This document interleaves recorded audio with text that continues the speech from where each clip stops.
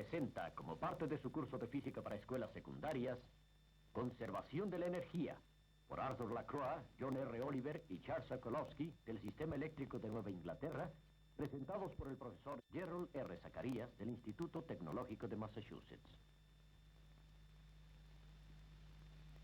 Queremos hoy demostrar el principio de la conservación de la energía para un caso en que intervenga tanto energía mecánica como térmica. Normalmente iríamos a un laboratorio para hacer esto, pero ahora no vamos a ir allá. Vamos a usar esta planta comercial de energía como laboratorio. Permítanme presentarles al señor Arthur Lacroix. Estoy en el techo de la planta de Salem, Massachusetts, del Sistema Eléctrico de Nueva Inglaterra. Este edificio principal tiene 15 pisos de altura y aquellas chimeneas atrás de mí tienen 85 metros de alto. Por acá está la bahía de Salem y ese bote carbonero que está entrando ahora a la bahía va a descargar en nuestros muelles. Pero veremos esto posteriormente. Aquí están los patios carboneros, el montón de carbón almacenado, los tanques de almacenamiento de petróleo y detrás de las chimeneas los patios de interruptores y transformadores eléctricos. La razón por la que existe esta planta es muy simple. Aquí convertimos nosotros la energía potencial de un combustible como el carbón en energía térmica al azar. Y la energía térmica al azar en otra forma conveniente y útil, electricidad. A fin de iniciar el proceso necesitamos tener un combustible. Y como ya habrán supuesto, necesitamos grandes cantidades de este. En esta planta podemos quemar carbón o petróleo, pero ya que es más fácil seguir al carbón y un poco más interesante, vamos a hablar del carbón. El barco carbonero está a punto de llegar. Vamos allá abajo, donde ahora Charles Sokolowski les explicará el proceso de descarga del carbón. El barco que está siendo amarrado en el muelle transporta 24,000 toneladas de carbón que debe descargarse en cerca de mediodía. Conforme se descarga el carbón del barco, se vacía sobre nuestra pila activa. Además de esta, tenemos una pila de reserva que contiene 175,000 toneladas. Podría decirse que esta es para casos de emergencia. Un hecho interesante es que el carbón no pierde nada de su energía potencial si se le almacena apropiadamente. Ya están listos para descargar. Observen. El transportador eléctrico de 35 metros de largo se coloca en posición. Dentro de un momento se empezarán a descargar 60 toneladas.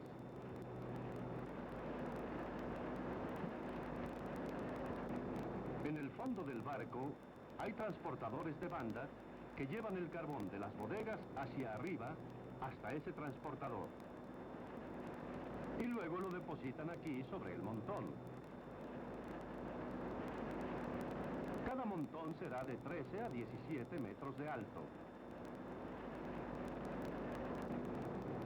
De aquí será llevado por este otro transportador a un quebrador, donde se reducirá su tamaño a cerca de 3 centímetros de diámetro. El carbón quebrado continúa entonces subiendo por el ducto para entrar a la planta, donde se almacena en depósitos hasta que se necesita usarlo. Lo quemamos a razón de 100 toneladas por hora para toda la planta, pero en esta película solo estudiaremos una de las 3 unidades de la planta. Veamos ahora cómo se convierte la energía potencial del carbón en energía térmica al azar y luego en energía eléctrica. Y qué cantidad de esa energía potencial puede perderse durante el proceso de conversión. Pero antes de que hagamos esto, tenemos que saber sobre los pasos en que consiste el proceso. Las plantas de energía como esta constan de 6 partes importantes. Una caldera, una chimenea, una turbina, un generador, un condensador y el público. Ahora demos un vistazo un poco más íntimo al proceso. El carbón se almacena en los depósitos aquí y fluye a un pulverizador. De este se extrae y se sopla después dentro de la caldera donde se quema. La caldera no es más que una caja formada por unos tubos llenos de agua que rodean completamente el área del fogón. Conforme se libera la energía en el proceso de combustión, fluye a través de los tubos hasta el agua, haciéndola hervir y evaporarse. A propósito, el agua que usamos en la caldera es la misma que ustedes y yo tomaríamos, excepto que tenemos que purificarla un poco más, a fin de evitar la formación de sarro dentro de los tubos. El vapor sale de la caldera a unos 559 grados centígrados y fluye al extremo de alta presión de la turbina.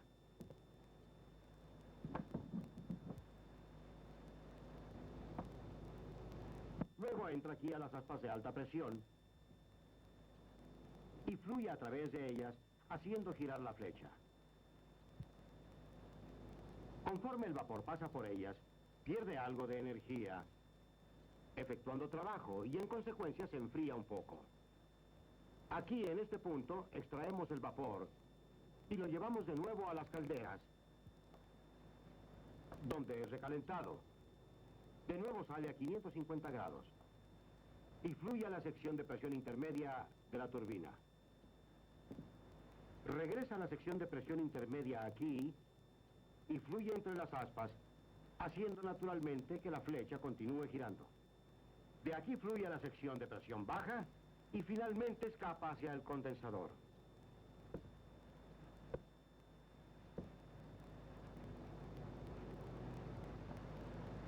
El condensador es simplemente una caja llena de tubos con agua de mar que fluye dentro de él.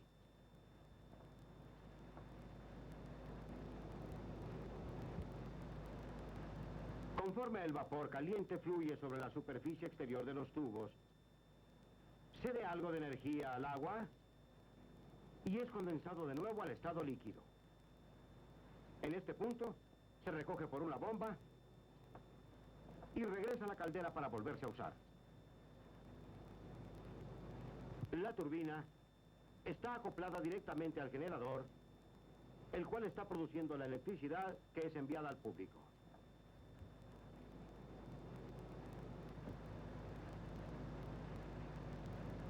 Ahora, mientras recorremos la planta, iremos usando esta carta para registrar el flujo de la energía en el proceso. La primera parada será en el laboratorio, donde John Oliver nos va a explicar el análisis del combustible. Aquí hay una muestra representativa del carbón que vieron llegar hace poco. En el laboratorio analizamos el carbón para conocer lo siguiente. Primero, la cantidad de humedad que contiene el carbón cuando llegue en la banda. Segundo, la cantidad de cenizas. Y tercero, lo más importante, la cantidad de energía total disponible al quemar el carbón. También hacemos otras pruebas, pero en este caso no estamos interesados en ellas. Veamos ahora cómo determinamos la cantidad de energía disponible en una cantidad dada de carbón. Una muestra de aproximadamente 1 gramo se ha pesado, secado y pulverizado.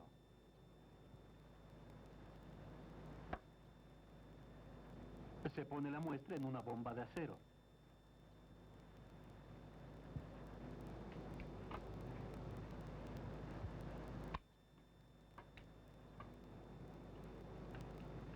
La bomba se carga con oxígeno.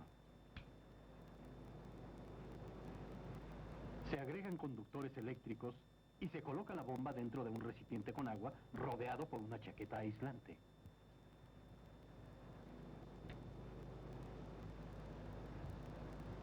Se coloca la cubierta y se insertan un agitador y un termómetro. Se enciende la bomba con una chispa eléctrica. Conforme se queme el carbón, su energía liberada eleva la temperatura del agua del depósito. Observando este termómetro, pueden ver la temperatura elevándose. Vamos a usar el calentamiento del agua como una medida de la energía.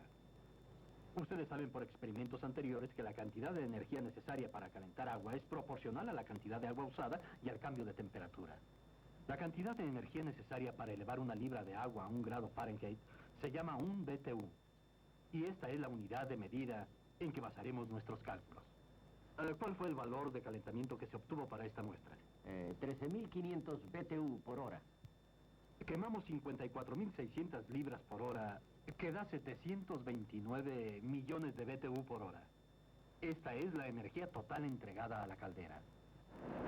Pongamos en nuestra carta aquí los 729 millones de BTU por hora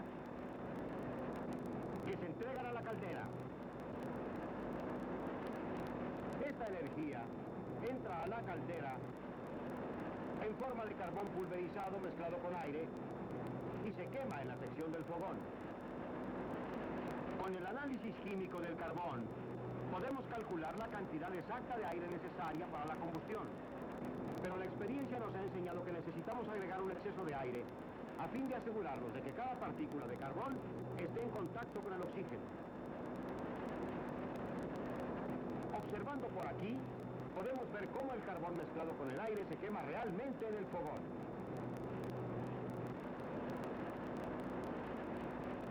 Al agregar un exceso de aire a este proceso, estamos agregando nitrógeno, oxígeno y otros gases inertes, y algo de humedad del aire.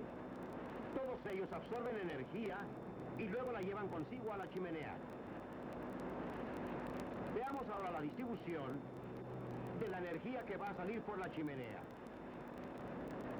El aire seco, que realmente es el dióxido de carbono y nitrógeno, contiene 34 millones de BTU por hora. El hidrógeno que se quema hasta hacer agua y el agua del combustible contienen 26 millones de BTU por hora. La humedad del aire contiene 2 millones de BTU por hora. El carbón no quemado, 4 millones. Y la radiación, 3 millones de BTU por hora. Esto nos da un gran total de 69 millones de BTU por hora. Marquémoslo ahora en nuestra carta y señalémoslo como salido por la chimenea. 69 millones de BTU por hora. Realmente, no todas estas fugas se van por la chimenea. La radiación sale por las paredes del fogón o por estos tubos y materialmente la sentimos. Con el carbón no quemado, tomamos precauciones para asegurarnos de que no sale a la atmósfera. Esto se debe a razones obvias. Vamos ahora a buscar cuánta energía útil podemos recibir de esta caldera. Estos instrumentos nos dicen cuánto vapor sale de la caldera y qué tan caliente está. Aquí medimos el flujo, acá la temperatura y acá la presión. Por un experimento simple de laboratorio, en que una cantidad dada de vapor calienta una cantidad conocida de agua, podemos determinar cuánta energía hay en el vapor. Las lecturas tomadas aquí y algunos cálculos simples indican que están saliendo de la caldera 659 millones de BTU en forma de vapor. Señalemos esto en nuestro diagrama. 659 millones de BTU por hora. Sumando los 69 millones de BTU por hora que salieron por la chimenea, con estos 659 millones de BTU por hora, tenemos 728 millones que coinciden bastante bien con los 729 millones de BTU entregados a la caldera. Hasta aquí ha habido una conservación de la energía. Recuerden que hasta este punto no ha habido energía mecánica. Sigamos al vapor y veamos a dónde va. Para demostrarles lo caliente que está el vapor, hemos quitado una pieza del aislamiento de la línea principal de vapor que va de la caldera a la turbina. Vean lo que ocurre si ponemos una escoba junto a la porción expuesta del tubo.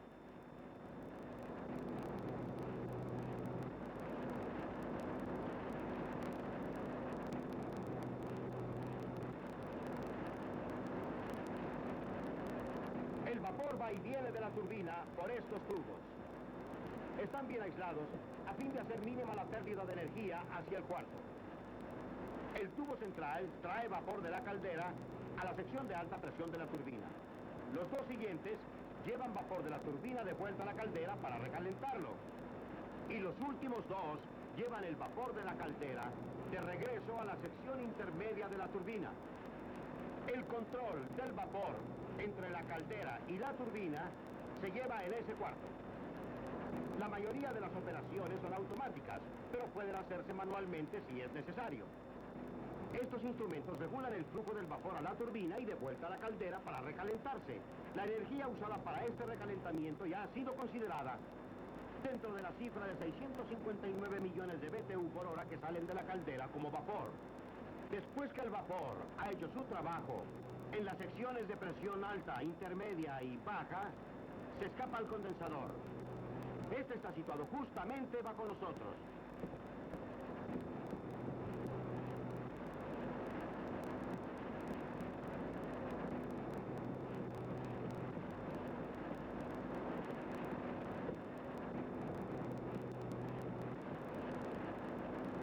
Recuerden que el condensador es solo una caja llena de tubos con el agua fría de mar que va por dentro de ellos y el vapor que fluye en torno a ellos. Las bombas circuladoras del agua fuerzan agua de mar por los tubos debajo del piso y dentro del condensador.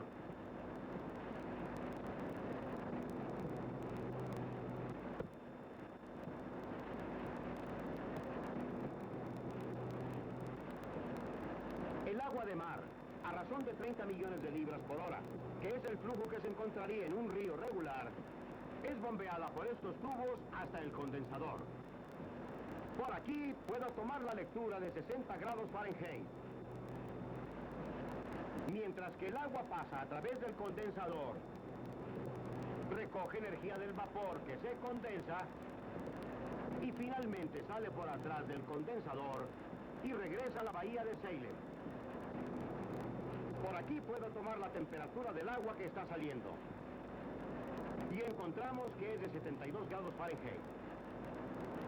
Recuerden ahora que si sabemos las libras de agua que fluyen por hora y la elevación de temperatura, podemos calcular la energía que pasa al agua. En este caso, tenemos 30 millones de libras por hora de agua que fluye y un aumento de temperatura de 12 grados. Multiplicando esto, obtenemos 360 millones de BTU por hora que están saliendo a la bahía de Salem.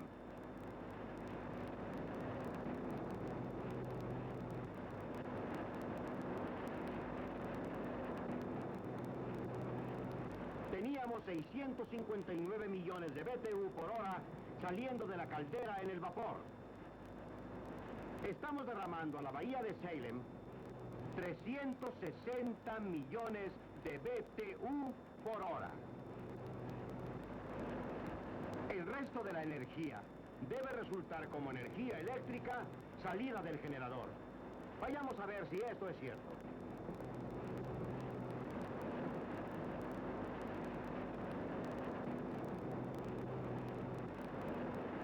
Recuerden ahora que la turbina está acoplada al generador en este punto. La electricidad producida es llevada por cables que pasan hacia abajo por el piso y salen al patio de interruptores eléctricos. Pero aquí, en este cuarto, registramos la producción eléctrica de la unidad. Estos medidores señalan aquí la carga de la máquina. Encontramos que tenemos 85.300 kilovatios en esta unidad.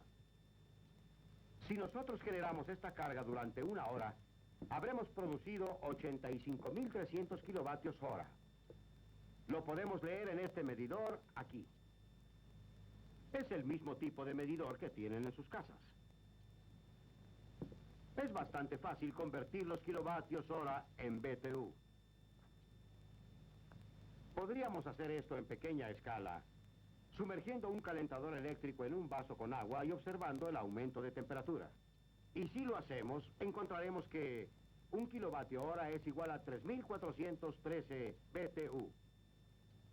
Ahora, multiplicando los 85.300 kilovatios hora por 3.413 BTU, encontramos que tenemos 291 millones de BTU por hora saliendo del generador como electricidad.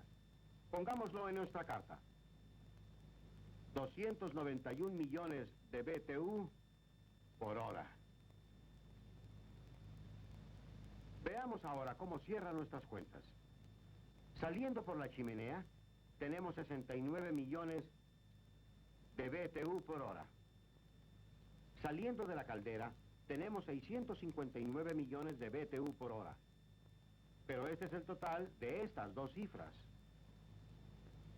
Salen del generador 291 millones de BTU por hora como electricidad. Y se tiran a la bahía de Salem 360 millones de BTU por hora. Sumándolos, encontramos que tenemos 720 millones de BTU por hora, que comparan bastante favorablemente con los 729 millones de BTU por hora que introdujimos al proceso.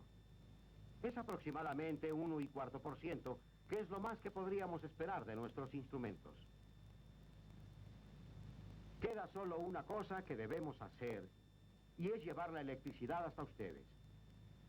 Iniciamos este camino cruzando nuestro patio de interruptores eléctricos.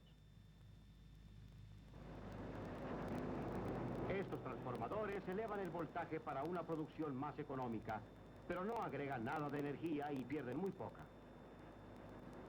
Los interruptores de circuito conectan la producción eléctrica de la planta al sistema de distribución.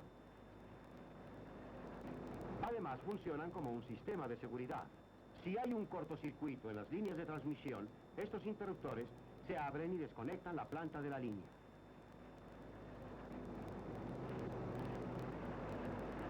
La energía eléctrica sale por los cables subterráneos y las líneas de alto voltaje a las subestaciones y luego a ustedes, donde está disponible para convertirse en una forma mecánica directa.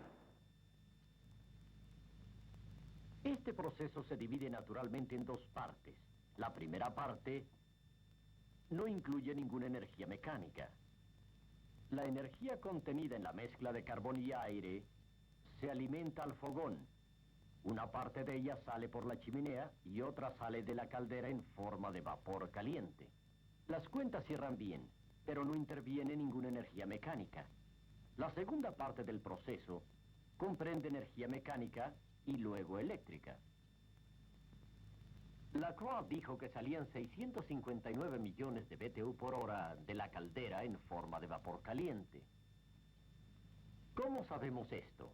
Bueno, es más fácil para él hacer la medición de lo que sería para nosotros, porque a fin de hacer esta medición, el vapor tiene que entrar a 550 grados centígrados, al rojo vivo, y a 1450 libras por pulgada cuadrada, o sea, casi 100 atmósferas. Ese vapor se tiene que condensar como agua a la temperatura ambiente, y al hacer esto, tiene que asegurarse de no haber usado nada de energía de algún otro tipo, energía mecánica. Toda la energía tiene que pasar directamente a calentar otra cantidad de agua, a fin de hacer la medición. Ahora, sabiendo la cantidad total de vapor que pasa por el sistema y la cantidad de energía que liberaría en una muestra, se calculan estos 659 millones de BTU por hora. Ahora la parte eléctrica. Dijimos que estaba disponible para convertirse en energía mecánica, pero solo queríamos decir que podíamos tomar estos 291 millones de BTU por hora y usarlos para mover un tren eléctrico, o trabajar motores de refrigerador, o hacer girar abanicos. Pero de hecho medimos esa cantidad simplemente calentando agua de nuevo en un proceso térmico puro. Consideremos ahora el vapor que sale al condensador. Podríamos hacer dos preguntas. ¿Por qué condensamos el vapor hasta agua? ¿Y por qué tiramos toda esa energía a la bahía de Salem? Las dos preguntas tienen una misma respuesta. Tenemos que reducir la contrapresión de las aspas de las turbinas por la misma razón que se tiene un tubo de escape en el automóvil. Se tiene que dejar que los gases residuales escapen por esa salida. En este caso, la mejor forma de reducir la presión es condensar el vapor hasta agua a baja temperatura y a baja presión.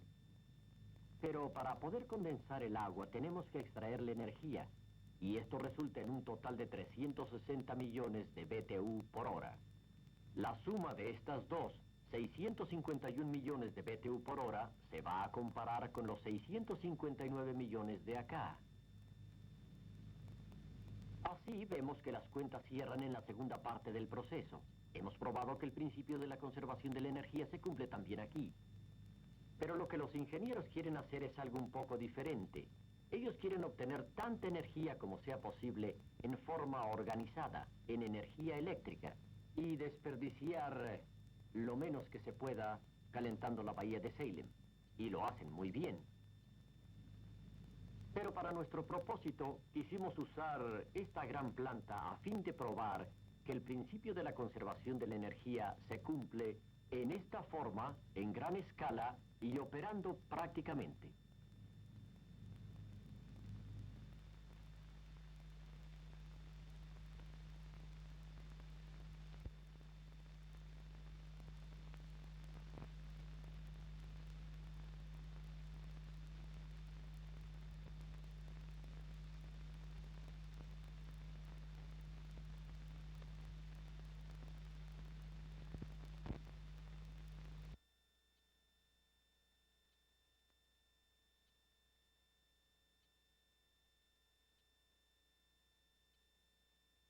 Estudios de física con la colaboración de las fundaciones Nacional de Ciencia, Alfred P. Sloan y Ford presenta como parte de su curso de física Recuento de cargas eléctricas en movimiento, por el Dr. James S. Strickland del Comité de Estudios de Física.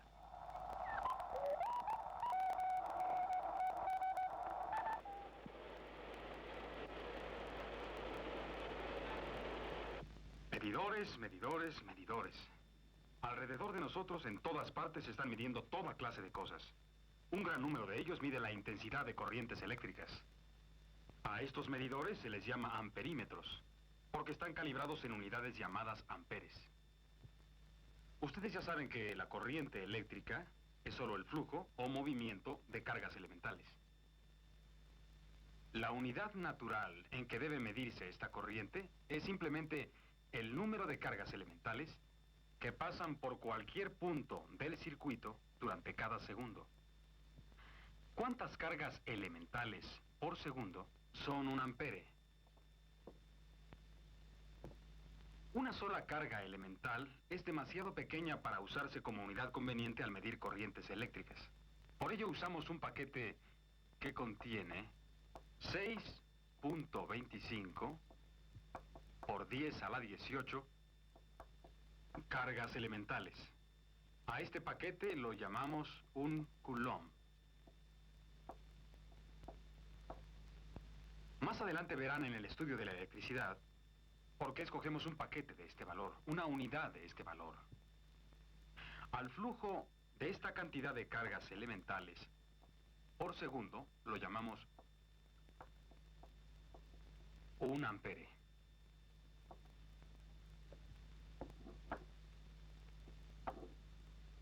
Aquí tenemos un circuito eléctrico simple, una batería, una resistencia variable para poder variar la corriente y una pequeña lámpara. Voy a conectarlos entre sí y a ajustar la resistencia variable para que la lámpara dé esta luz. Para medir la corriente que fluye en este circuito, agrego un amperímetro. No tiene importancia el lugar del circuito en el cual agrego el amperímetro, porque la corriente es la misma en todas partes. El medidor indica una corriente cercana a un ampere. Esto conduce a una pregunta importante. ¿Cómo puedo estar seguro de que este medidor es preciso? Si el fabricante tuviera un medidor preciso, podría calibrar con él todos los demás que produce. Pero ¿cómo se calibra el primer medidor? Una forma de calibrarlo es ponerlo en un circuito, donde se puedan contar por un método seguro el número real de cargas elementales que fluyen por cualquier punto del circuito cada segundo.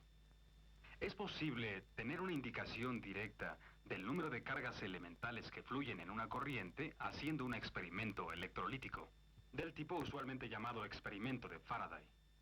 Probablemente ustedes han hecho un experimento electrolítico como este. El agua se ha hecho conductora agregándole un poco de sal. Conecto las baterías y ven que el agua se descompone. Hay burbujas de hidrógeno que suben del electrodo negativo a la derecha y burbujas de oxígeno que suben del electrodo positivo a la izquierda. Si permito que la corriente que estoy usando aquí fluya durante 10 minutos, se acumula esta cantidad de gas. Después de que las burbujas se asientan, puedo medir el volumen de gas que he recogido. Así, por la ley de Avogadro, puedo determinar el número de moléculas de gas, ya sea hidrógeno u oxígeno. Probablemente ustedes reconocen esta cifra, es el número de Avogadro. Bajo condiciones normales, 22.4 litros de cualquier gas contienen 6.025 por 10 a la 23 moléculas de dicho gas. Para simplificar los cálculos voy a redondear este número a 6 por 10 a la 23. Muchos experimentos nos han probado que hay 2 átomos de hidrógeno en cada molécula de hidrógeno. Así que en 22.4 litros de gas hidrógeno hay 12 por 10 a la 23 átomos de hidrógeno. En un momento más voy a hacer un experimento en que recojo 22.4 milímetros cúbicos de gas hidrógeno, una millonésima de aquel valor. Ese volumen debe contener 12 por 10 a la 17 átomos de hidrógeno. Así que estaré recogiendo 12 por 10 a la 17 átomos de hidrógeno en un volumen de 22.4 milímetros cúbicos. He aquí el equipo con que haré el experimento electrolítico cuantitativo. La batería está conectada por estos alambres a un par de electrodos en este tanque. El agua se ha hecho conductora como en el experimento anterior. Los electrodos son alambres muy finos de platino, colocados debajo de 2 tubos pequeños. Cuando conecto los electrodos a una batería, burbujea hidrógeno del alambre de la derecha y oxígeno del alambre de la izquierda. Pueden ver que el gas se acumula en los tubos y desplaza el agua. También ven entre los 2 tubos unas líneas negras, delgadas, dibujadas sobre fondo blanco. Estas líneas marcan las longitudes de tubo que tienen un volumen cercano a 22.4 milímetros cúbicos. Ahora desconecto la batería y dejo salir el gas. Aquí hay un medidor. Es un medidor bastante sensible. He cubierto los números del cuadrante de manera que está en blanco. Quiero ahora calibrar un punto de este medidor mientras está en el circuito, basándolo en el número real de cargas elementales que fluyen por el circuito cada segundo. Lo conecto en serie con el circuito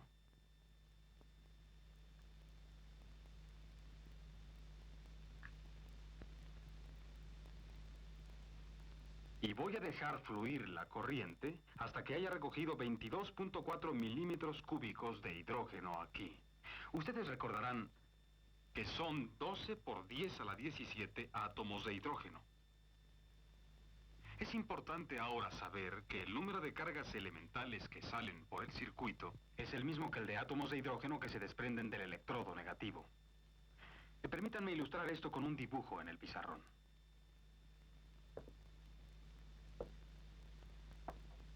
Si esto representa a los electrodos y esto a la batería, este es el electrodo positivo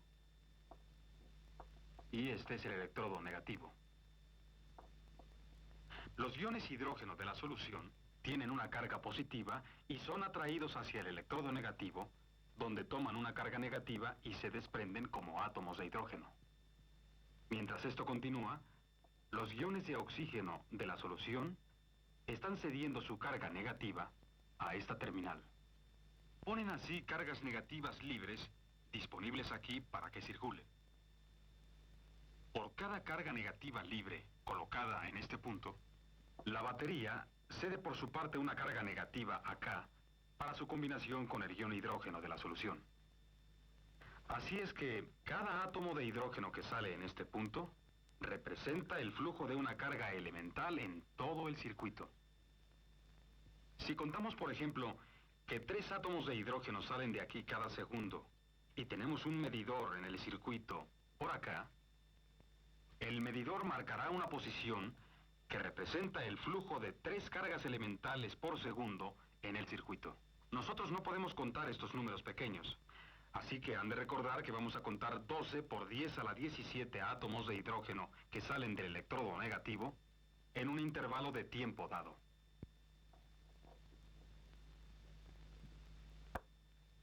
Necesito ahora un reloj para este experimento. Usaré este cronómetro. Marco en el medidor la posición en que la aguja queda en reposo. Voy a marcar la posición 0. Ya que es un tiempo corto el necesario para reunir esta burbuja de gas, deberé conectar el reloj al mismo tiempo que conecto la batería. Después los interrumpo a los dos cuando me parece que la burbuja de gas llega hasta esta primera línea negra. Creo que estamos listos para actuar.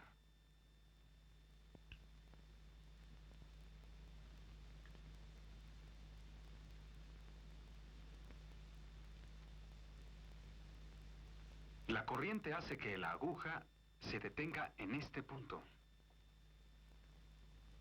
Pueden ver cómo el hidrógeno se acumula en el tubo de la derecha. Cuando llega a la primera línea negra, desconecto la corriente y el reloj. Ahí es. Fueron unos 20 segundos.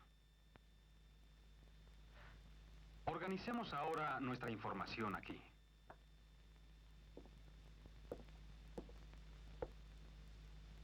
Nosotros contamos realmente 12 por 10 a la 17 átomos de hidrógeno en 20 segundos. Así que contamos 6 por 10 a la 16 átomos por segundo. Cada átomo representó el flujo de una carga elemental por el circuito. Así que realmente estábamos contando un flujo de 6 por 10 a la 16 cargas elementales por segundo. Recordarán que un ampere es igual a 6.25 por 10 a la 18 cargas elementales por segundo. Y que contamos 6 por 10 a la 16 cargas elementales por segundo, que es una proporción de 1.04 por 10 al cuadrado sobre 1, o sea, muy cercano a 100 a 1. Así que teníamos una corriente cercana a 0.01, un centésimo de ampere. En este experimento, teníamos un flujo de corriente de un centésimo de ampere, 10 miliamperes, medidos directamente por el conteo del número de cargas elementales que fluyen. Demos ahora un vistazo a este medidor. Esta marca representa un centésimo de ampere o 10 miliamperes. Si conecto la batería de nuevo, vemos que la aguja señala la marca que representa 10 miliamperes. Si ahora descubro la carátula para ver las marcas de fábrica, podrán ver que la división de 10 miliamperes está donde hicimos nuestra marca. Podemos considerar que nuestro experimento fue bastante exacto y por tanto decir que el medidor está en verdad bien calibrado. La cuenta de átomos de hidrógeno en este experimento nos dio una cuenta directa una por una del número de cargas elementales que fluían por el circuito. Estamos trabajando con unidades básicas de carga cuando calibramos este medidor. Después se presentará mayor evidencia de que estas cargas elementales que intervienen en el experimento electrolítico son las mismas cargas elementales que aparecen en el experimento de Millikan. Estábamos usando aquí una corriente bastante pequeña, 10 miliamperes, y recogimos un volumen pequeño de gas. Pero aún así, estábamos trabajando con un número grande de átomos por segundo. 60.000 millones de cargas elementales por segundo. Esta cantidad de corriente fue una corriente bastante estable. La aguja del medidor no vibraba mucho. Pero supongamos que pudiéramos contar solo unas 60 cargas elementales por segundo. Este contador está midiendo una corriente de menos de 60 cargas elementales por segundo. Realmente está midiendo menos de 20.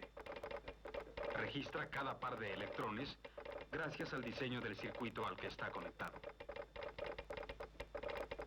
La medición de corrientes tan pequeñas con precisión es bastante compleja Estoy situado aquí junto al instrumental diseñado para hacer esto. Fue diseñado por el señor Madsen aquí presente. Bosch, ¿quieres desconectarlo un momento? Para comprender mejor lo que vamos a hacer aquí, echemos un vistazo a varias partes del aparato. Se puede usar este medidor como un amperímetro muy sensible. Ha sido calibrado con mucha precisión por el fabricante. Si ajusto el botón de escala del medidor a su posición más sensible, el medidor indicará una corriente de 10 a la menos 11 amperes con una deflexión de la aguja a toda la escala. En otras palabras, cuando la aguja señala aquí, en el 10. Naturalmente que una lectura de 1 solamente, un décimo de la lectura máxima, indicará una corriente de 1 por 10 a la menos 12 amperes.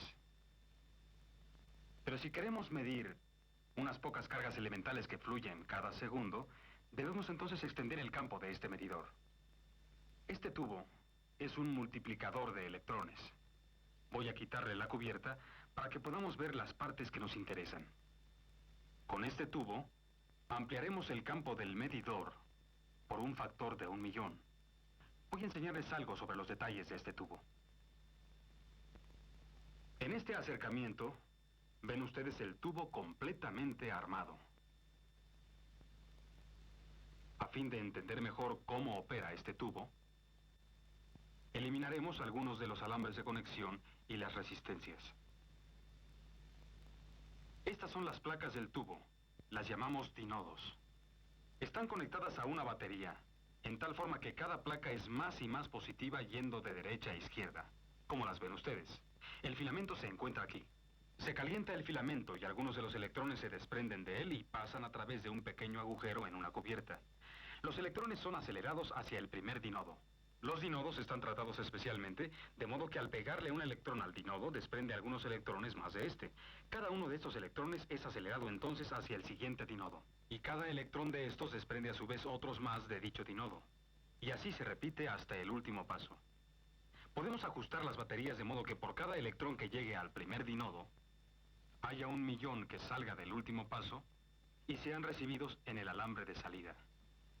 Conectando un amperímetro dentro del circuito en el punto de salida, podemos medir la corriente amplificada. Para ajustar nuestro tubo a un factor de 1.000.000, tenemos que comparar la corriente de salida con la corriente de la pistola de electrones. Desconectamos todos los dinodos excepto el primero. Luego, teniendo un amperímetro en circuito con el primer dinodo, medimos solo la corriente de la pistola de electrones. Hemos comparado la medición de la corriente de la pistola de electrones con su corriente amplificada del paso final de salida del multiplicador y ajustado las baterías para que por cada electrón que entre de la pistola, obtengamos un chubasco de 1.000.000 en el paso final de salida del multiplicador. Habiendo hecho directamente esta calibración, estamos listos para usar el tubo. El señor Madsen va a conectar el filamento y a ajustar la corriente para que sea muy débil cuando fluye por la pistola de electrones. Este medidor está conectado directamente a la pistola de electrones y con el multiplicador fuera del circuito. Ahora leeremos la corriente en el medidor. Como recordarán, cuando la aguja está en el 1, la corriente es de 1 por 10 a la menos 12 amperes. Notarán que la aguja se mantiene bastante fija en este punto. No hay ninguna dificultad para medir una corriente de este valor. Probemos con una menor. El señor Madsen va a cambiar la conexión para que el multiplicador quede dentro del circuito. Luego va a ajustar la corriente de la pistola de electrones para que sea solo de 1 por 10 a la menos 17 amperes. No puede medir esta corriente directamente en el amperímetro. El medidor no es tan sensible. Pero él sabe cuándo lo logra, porque la corriente de salida que puede medir es 1.000.000 de veces mayor. O sea, 1 por 10 a la menos 11 amperes. Ajustaremos el medidor para que cuando tengamos esta corriente de salida, la aguja señale el 1. Entonces estará el medidor respondiendo efectivamente a la corriente de la pistola de electrones de 1 por 10 a la menos 17 amperes, que es de 60 cargas elementales por segundo. Veamos ahora, el medidor está conectado y Bosch cambiará la corriente de la pistola de electrones. La aguja se está moviendo. Y ahí está, apuntando justo al 1. En realidad podemos medir esta corriente muy débil de cerca de 60 cargas elementales por segundo. Pero la aguja no se mantiene quieta. Fluctúa para atrás y para adelante por ambos lados del 1.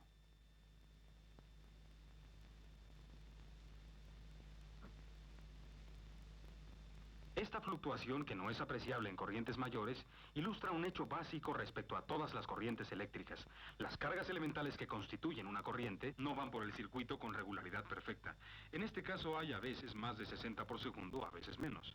El momento exacto en que pasa cualquier carga es solo cuestión de probabilidades. Veamos si podemos hacer esto más evidente de otro modo distinto. Primero que nada, lo pueden oír.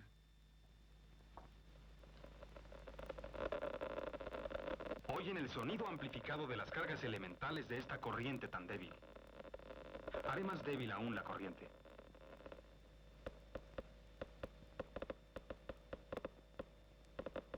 Ahora la corriente está entre 15 y 20 por segundo. Y también podemos ver un rastro visible de cada carga elemental si las trasladamos a la cara del tubo del osciloscopio. Los pulsos grandes que ven están formados por la amplificación de cada electrón de esa débil corriente. La línea delgada bajo ellos viene de otras partes del circuito y del osciloscopio y no es producto del tubo multiplicador. Si cubro dicha línea delgada, creo que pueden ver que los pulsos causados por los electrones de esta corriente no forman un diagrama uniformemente espaciado en el tubo, sino que aparecen a intervalos diversos en la pantalla, en la misma forma en que los electrones pasan irregularmente por el circuito. Si usamos este equipo, podemos contar realmente el número de cargas elementales que constituyen esta corriente eléctrica muy débil.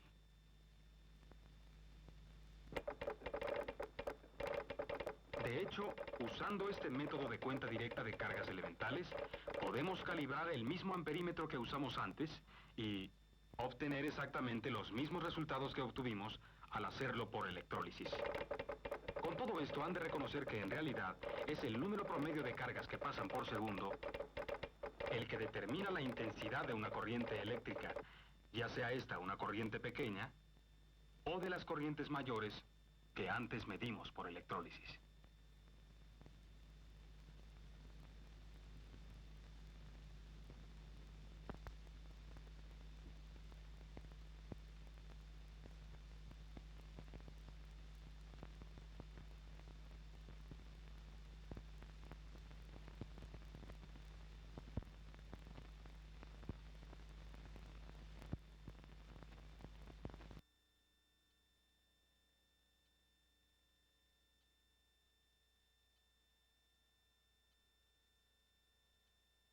Para el estudio de las ciencias físicas presenta, como parte de su curso de física para escuelas secundarias, energía mecánica y energía térmica.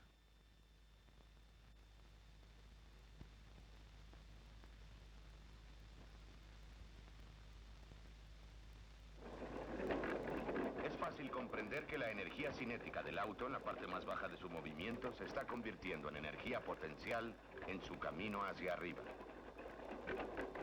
Y que toda la energía es energía potencial en la parte más alta de su trayectoria. Ahora la energía potencial se convierte de nuevo en energía cinética, y en la parte más baja toda es energía de movimiento o cinética.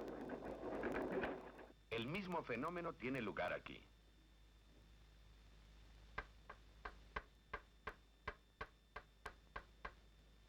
Vamos a observarlo con la cámara de movimiento lento. La energía cinética, la energía del movimiento, es ahora la energía de separación entre la pelota y la tierra. Y abajo, en el fondo, toda se transforma en energía potencial de compresión. En todo el trayecto y durante todo el tiempo, la pelota va perdiendo energía.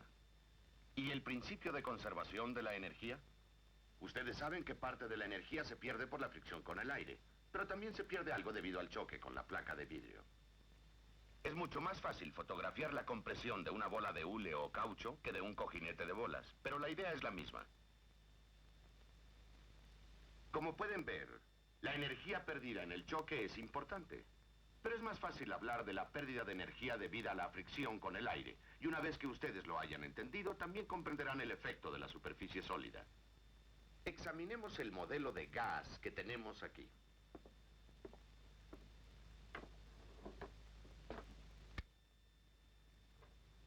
Primero dejaré caer una molécula.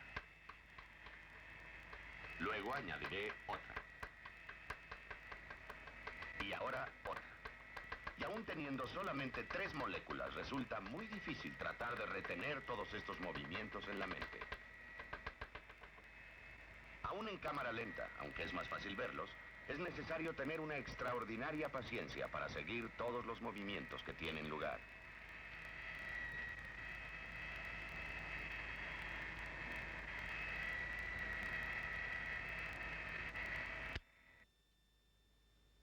Pero cuando se tienen suficientes moléculas,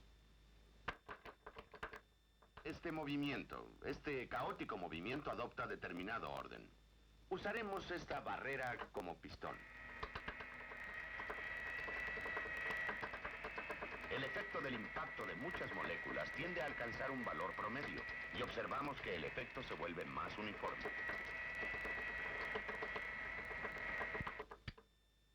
Ahora en un gas real vamos a sustituir cantidades promedio. Por ejemplo, para los rebotes de las moléculas contra la pared, el impacto de los choques contra la pared, tomamos una cantidad promedio llamada presión. Así leerán en nuestro manómetro la fuerza por unidad de superficie. Y para los movimientos de las moléculas dentro del gas, lo que hacemos es sustituir la energía cinética media del movimiento. Energía cinética media del movimiento lineal por una cantidad simple llamada temperatura. Esto es conocido, es lo que leemos en un termómetro. ¿Por qué tenemos el privilegio de sustituir un concepto como el de temperatura por la energía cinética media del movimiento de la molécula? El concepto de temperatura es familiar para ustedes, pero el de la energía cinética de una molécula es algo que posiblemente no hayan oído antes. La teoría es realmente simple, es algo como esto. La teoría cinética de los gases, la teoría dice que la presión de un gas es proporcional a la energía cinética media de las moléculas. La energía cinética media del movimiento lineal de las moléculas. Todo ha sido derivado en el libro, pero escribámoslo así. Una de estas cantidades, mv, viene del cambio de la cantidad de movimiento al chocar. La molécula choca y rebota y la cantidad de movimiento cambia, por supuesto, proporcionalmente a la cantidad de movimiento de la molécula. Y la otra v surge porque a mayor velocidad de las moléculas, mayor será el número de ellas que choque contra la pared. Esto es bastante sencillo y así obtenemos mv al cuadrado. Ahora, los experimentos demuestran que la presión en un gas es proporcional a la temperatura absoluta. La presión es proporcional a la temperatura absoluta. Esto es un poco más complicado de lo que explicaremos aquí, pero queremos utilizar esta relación para definir la temperatura absoluta. Con el fin de aclarar esta idea, realicemos algunos experimentos. Vamos a observar la presión de un gas como función de su temperatura. Aquí tenemos un recipiente con gas helio a 2 atmósferas. Andy, ¿puede usted tomarlo? Primero vamos a sumergirlo en agua hirviendo. Luego en agua con hielo, después en hielo seco y alcohol, y finalmente en un baño de nitrógeno líquido.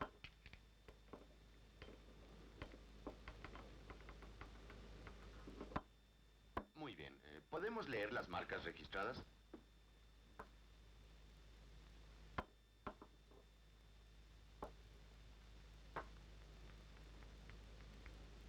$2.49.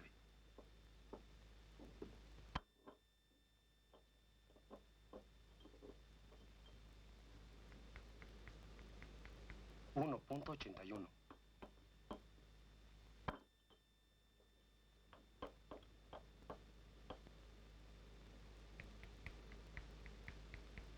$1.38.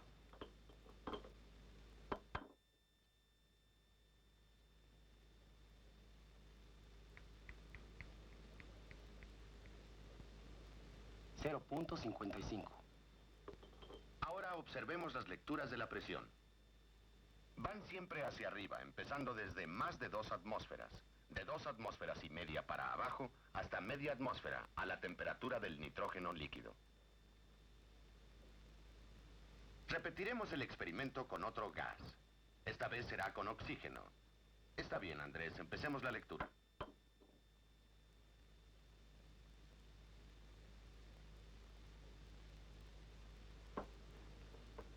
Dos punto 43.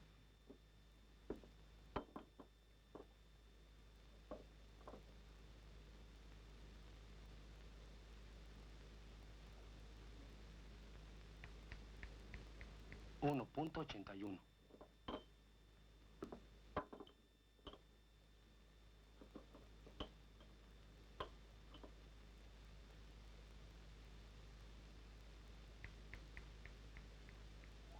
Uno punto 39.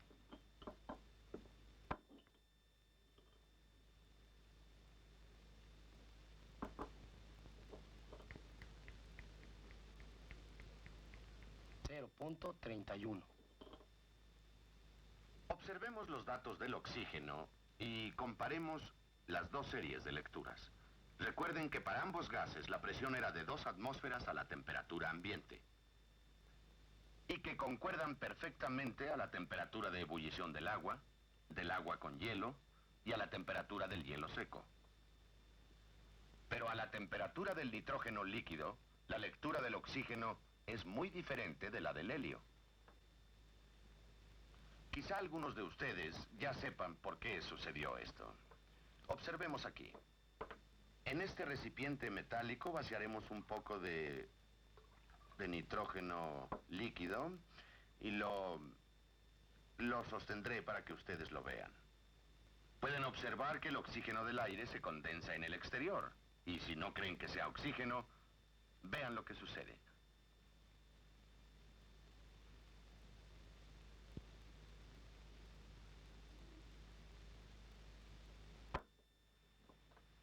Ahora comprenden que lo que pasó en el experimento es que una parte del oxígeno se licuó en el recipiente. Si hubiéramos tomado una cantidad menor de gas, por ejemplo, menos de 1/10 de una atmósfera en ambos recipientes, entonces todas las lecturas habrían concordado aún más allá del punto del nitrógeno.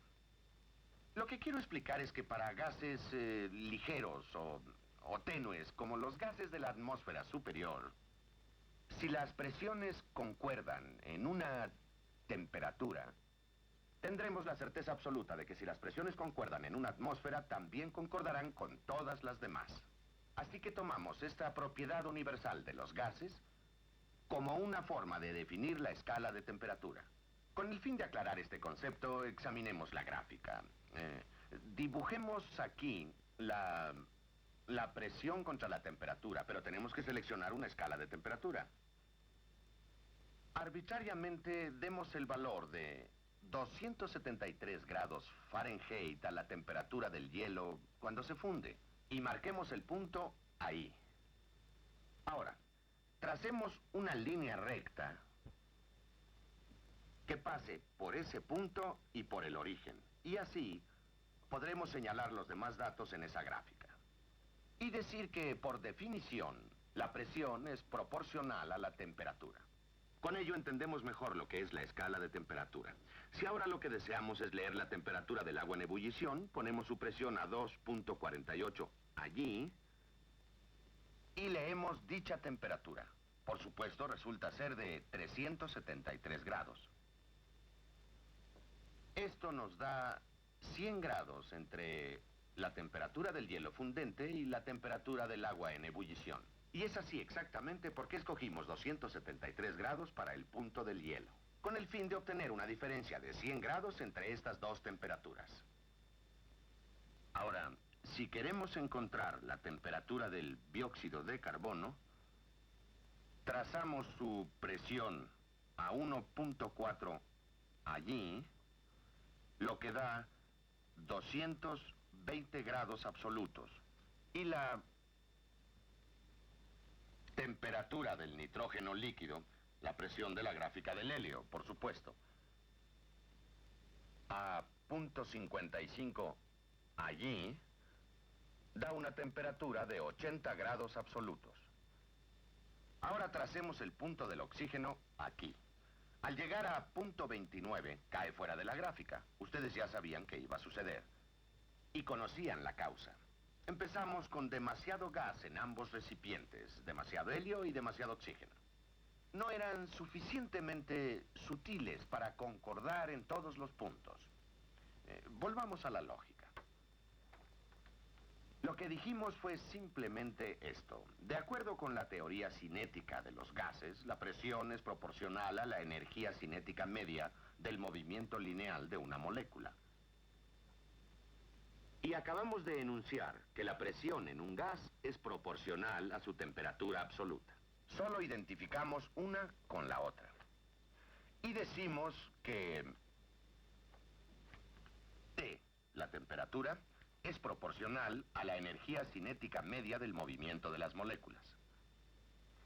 Simplemente medimos la energía cinética media de translación de las moléculas observando su temperatura absoluta.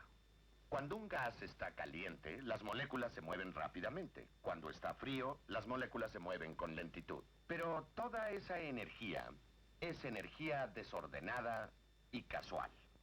Ahora, en una mezcla de gases, con moléculas pesadas y moléculas ligeras, las moléculas pesadas se mueven relativamente despacio y las ligeras a prisa para mantener la misma energía cinética. Aún en el caso extremo de las partículas de humo utilizadas en el experimento del movimiento browniano, la energía cinética media de las partículas de humo es la misma que la energía cinética media de las moléculas del aire. Aunque estas partículas de humo contienen millones de átomos. Bien, regresemos a nuestra pregunta original. ¿Qué pasó con la pelota que rebotaba cuando perdía energía por el gas?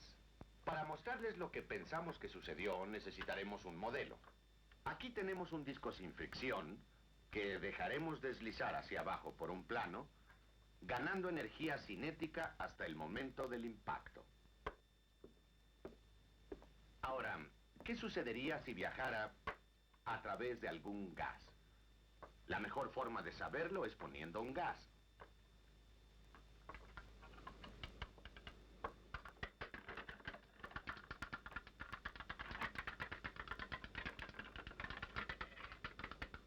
Y el disco se detiene en su movimiento browniano. Probemos de nuevo. La energía cinética ordenada del disco se transforma en un movimiento desordenado y casual por aquellas moléculas que lo golpean. Tal vez no sea evidente, pero cada vez que una molécula choca con el disco, recibe parte de la energía del disco que le fue transferida por este. En esa forma, el disco se dio su energía a ese gas de moléculas. Exactamente igual, cuando está cayendo en el aire la bola de que hablábamos, su energía se transforma en una energía desordenada del movimiento del gas, energía desordenada del movimiento del aire. Y cuando esa bola choca con la mesa y con la placa, sucede otra vez lo mismo. La energía ordenada que ustedes pudieron ver, tanto energía potencial como cinética, se convirtió en energía de movimiento de las moléculas de la placa, de las moléculas de la pelota y de algunas del aire. Tenemos ante nosotros esta interrogación. ¿Se conserva la energía? Por supuesto. Entonces, ¿a dónde va? Por lo menos sabemos a dónde no llega. No retrocede simplemente así. Por lo general, ocurre lo que hemos llamado conducción térmica, flujo de calor. La energía fluye de un cuerpo caliente a un cuerpo frío. Vamos a ver un ejemplo de este fenómeno. Este aparato ya nos es conocido. En él hemos aprendido mediante el empleo de esferas de cristal. Lo conectaré.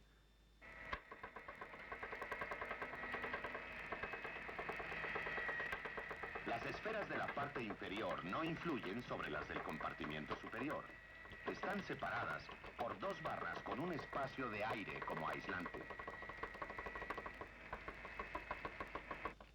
Ahora supongamos que trato de quitar la barrera aislante. Es un poco difícil, pero voy a intentarlo precisamente así.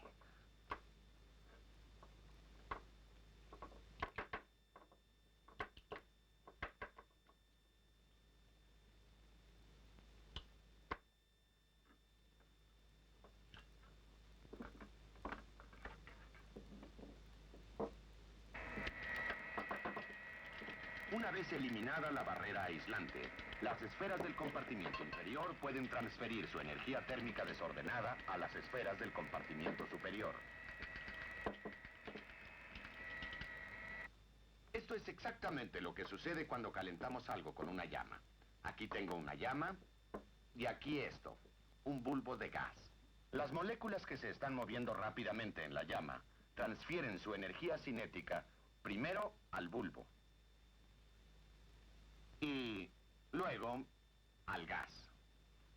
Algo de la energía de la llama pasa a la energía del gas y tanto la temperatura como la presión del gas se elevan. Ahora, ¿qué significa el principio de la conservación de la energía? La energía aparece en formas tales como energía cinética y energía potencial. Algunas veces es energía ordenada y otras veces no es así. Cuando es suficientemente desordenada la llamamos energía térmica. Algunas personas la llaman calor. Lo que queremos decir con el principio de conservación de la energía es simplemente esto. Creemos que la energía nunca se crea y nunca se destruye. La podemos convertir y transformar su movimiento ordenado en movimiento desordenado o casual. La podemos aprovechar para calentar el aire o para calentar el mar, pero no desaparece.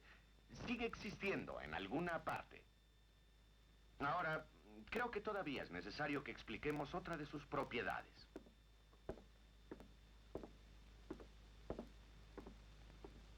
Cuando transportamos energía, podemos transportar todo el cuerpo material completo, con todo y energía. Por ejemplo, lanzando remaches calientes o transportando carbón. Y también se puede transformar la energía por medio del bombardeo molecular. Acabamos de mencionar este fenómeno al que llamamos conducción de calor. O la energía se puede transportar por radiación. Generalmente esta toma la forma de radiación electromagnética, digamos luz infrarroja o luz visible. En realidad, la mayor parte de nuestra energía nos llega en esa forma. Nos llega de una estrella. Nuestra estrella personal a la que llamamos Sol. La energía del Sol se almacena en los núcleos atómicos. Y se convierte allí mismo en energía térmica. Esa energía térmica desordenada es la radiación. La radiación nos llega a través del espacio y parte de ella es captada en la Tierra. Mientras que otra parte se convierte en vegetación mediante el proceso de fotosíntesis. Y los árboles fueran transformados en carbón o en aceite. Y parte de este combustible se convirtió en vapor o en material que hace girar una turbina o mueve un motor. De ello obtendríamos energía mecánica ordenada. Pero en la siguiente película hablaremos más detalladamente de esta conversión de energía térmica a energía mecánica y de energía mecánica otra vez a energía térmica.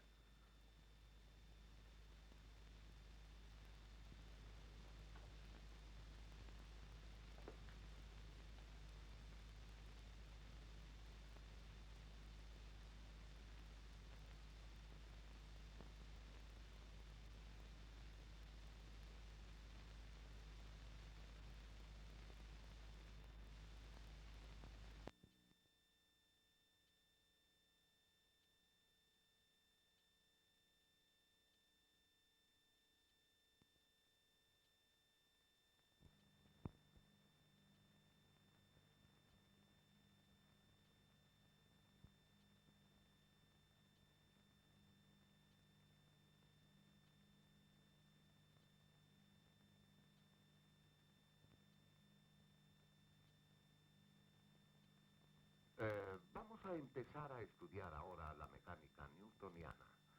La mecánica que desarrolló Sir Isaac Newton. La mecánica es un método de indiscutible valor para calcular cómo las fuerzas afectan al movimiento de los cuerpos. El hablar de un método de indiscutible valor no presupone que sea forzosamente complicado, que para cuerpos tan diminutos como estas partículas de humo, o tan enormes como los planetas, como Júpiter al que aquí vemos con una de sus lunas. Observen a esa luna que aparece por la izquierda. seguida por su sombra.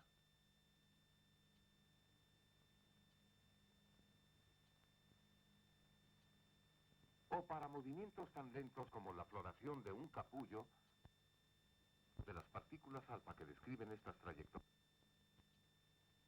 nos permite calcular cuál es la influencia de una fuerza sobre el cambio de movimiento de un cuerpo.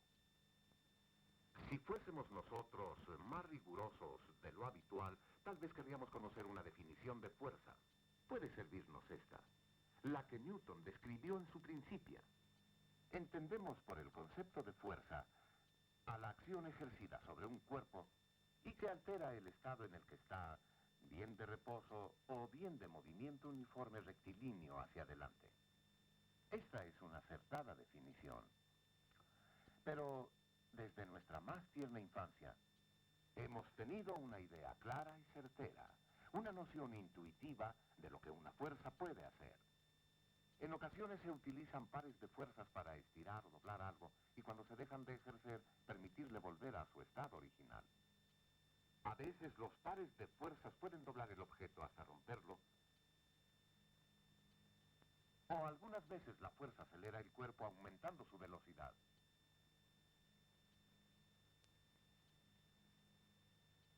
Otras veces la fuerza acelera al cuerpo modificando la dirección de su movimiento. En ocasiones la fuerza acelera al cuerpo disminuyendo su rapidez. Comprenderán por qué digo que su intuición natural sobre lo que es fuerza es tan exacta como la de un profesional físico que ha trabajado sobre este asunto toda su vida. La explicación a esto es muy simple. Ustedes han trabajado con fuerzas toda su vida también. Existen, sin embargo, un par de ideas intuitivas sobre lo que es fuerza en las cuales su concepto puede variar respecto al mío. En particular, ustedes al pensar en una fuerza imaginan que se produce siempre mediante un contacto. Que esta pelota de tenis hace contacto con la raqueta.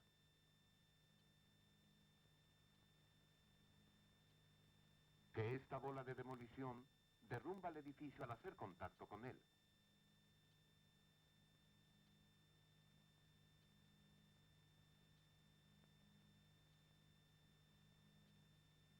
Que los jugadores hacen contacto cuando bloquean y taclean. Su idea es la de que existe un contacto entre dos cuerpos. El cuerpo A empuja al cuerpo que llamaremos B. Un cuerpo toca al otro. Para cuando este curso haya terminado, ustedes van a descubrir que la noción de tocarse, la de contacto, es una noción muy peculiar. Que en realidad, cuando el cuerpo A empuja sobre el cuerpo B, existe un espacio entre ambos cuerpos, no hay nada en medio de ellos. El cuerpo A está aquí y el cuerpo B por allá, y lo empuja o bien lo jala a la distancia. He aquí ahora otra idea. Ustedes probablemente creen que existen en la naturaleza una enorme variedad de fuerzas. La fuerza de la gravedad.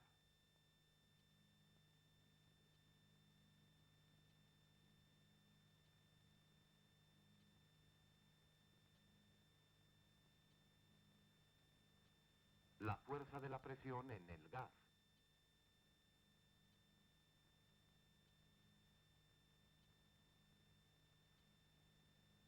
Las fuerzas que mantienen en el aire a este aeroplano. Las fuerzas del viento.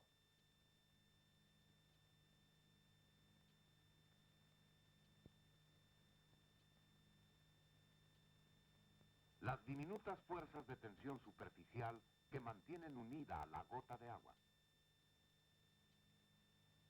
Las fuerzas magnéticas que hacen girar al engranaje de la industria. Pero debo puntualizar que a pesar de esta aparente variedad, solo existen tres fuerzas fundamentalmente diferentes. Que cualquier fuerza deberá clasificarse dentro de una de ellas forzosamente. Tres tipos fundamentales que son los siguientes.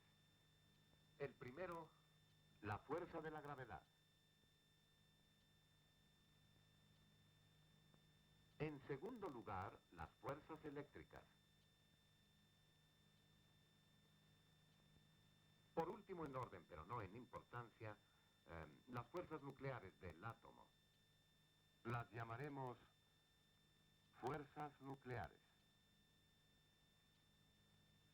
Volvemos a repetir que estas fuerzas difieren entre sí en muchas formas, pero hay algo que estas fuerzas tienen en común. Su intensidad depende siempre de la distancia que se encuentren los cuerpos involucrados en el experimento. Estudiemos primero que nada la fuerza de la gravedad. Es una fuerza muy poderosa. Todo el mundo, sin embargo, piensa que es tremenda, puesto que mantiene unido al universo y hace que la Tierra gire dentro de su órbita. Pero ¿qué hay acerca de la fuerza de gravedad entre dos objetos comunes y corrientes? Solo haciendo un experimento sabremos lo que sucede. Primero veamos con qué vamos a trabajar antes de hacer el experimento. Tenemos 2 botellas con agua y una barra, el todo suspendido de un tramo de cinta magnetofónica. Debemos recordar que un péndulo de torsión es el aparato más sensible con que un físico cuenta. Con este en particular, todo lo que se tiene que hacer es soplar en un extremo y allá va. Ahora, veamos el aparato que vamos a usar. Nos hemos trasladado a un garage para alejarnos del bullicio del estudio. Repetiremos el experimento que efectuó Cavendish hace poco más de un siglo. Trataremos de medir la fuerza de la gravedad entre una caja llena de arena y una botella con agua. Ustedes pueden repetir el experimento si lo desean. No es tan difícil. Pero en lugar de usar una botella, estamos utilizando 2 y 2 cajas de arena. Ahora las 2 botellas con agua están suspendidas de esa regla que mide 1 yarda, como ustedes pueden ver. A su vez, la regla está suspendida por medio de una cinta magnetofónica, la cual va hasta el techo.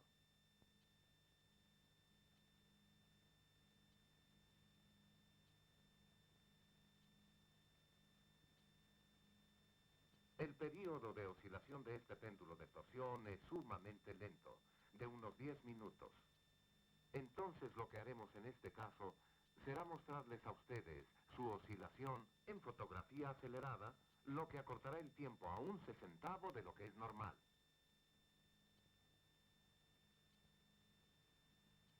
A fin de observar el ángulo de torsión del péndulo, tenemos aquí un espejo. En la parte de abajo sale un punto luminoso que se refleja y muestra sobre la pared su oscilación. El período del péndulo es en realidad de 12 minutos, pero aquí lo ven ustedes en 12 segundos. Como lo muestra el instantero de ese reloj.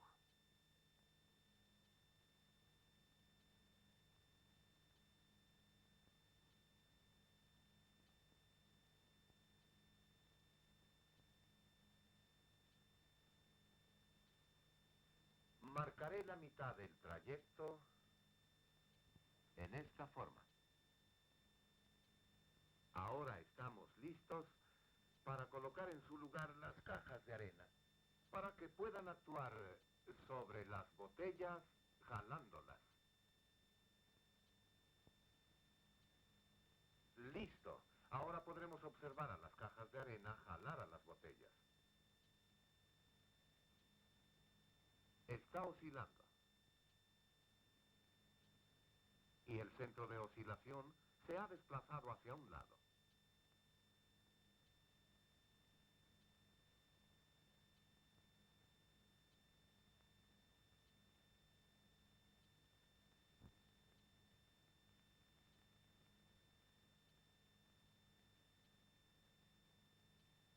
Marcaré el nuevo centro de oscilación.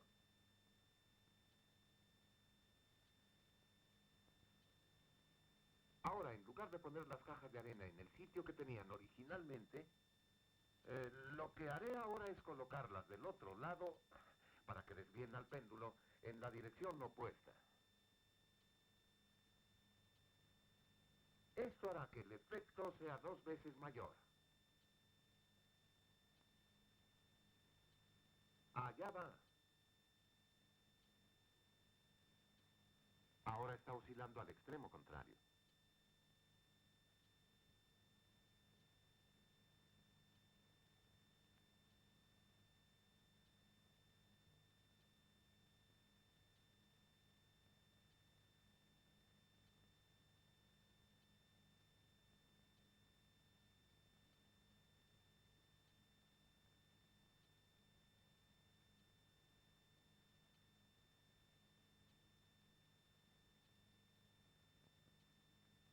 hemos demostrado el efecto de la gravedad actuando sobre cuerpos relativamente pequeños.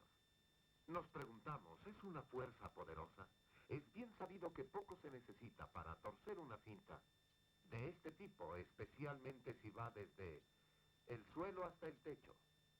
Es muy común pensar que la fuerza de gravedad es tremenda, pero recordarán que la masa de la Tierra que nos atrae hacia ella es muchísimo mayor que la masa en este recipiente con arena. Noten otra cosa además, que el vidrio y la tela de alambre no causan efecto, pero están ahí por una cierta razón. Observen esto. Para cargarla froto esta barra de lucita y una vez así, levanta un pedazo de papel fácilmente. Observemos ahora si la carga que probamos que tiene la barra ejerce algún efecto. Ninguno absolutamente. La tela de alambre lo contrarresta. Pero veamos qué acontece ahora si yo suavemente, con mucho cuidado, retiro la tapa y aproximo la barra cargada. Casi salta fuera de la caja. Vean esto. La fuerza eléctrica es tremenda comparada con la fuerza de gravedad. Volvamos al estudio y analicemos la fuerza eléctrica un poco más a fondo. Vimos el efecto de la barra electrificada sobre una botella con agua. Veamos qué hace sobre esta pelota de ping-pong. Hay una gran diferencia. Eliminaré la electricidad. Y así evitaré el efecto. Esto no se puede hacer con la gravedad.